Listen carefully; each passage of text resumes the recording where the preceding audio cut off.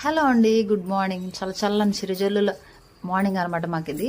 ఇవాళ మా morning రైన్తో start అయిందనమాట. చాలా అంటే చాలా హ్యాపీగా ఉంది, ఫుల్ కూలింగ్.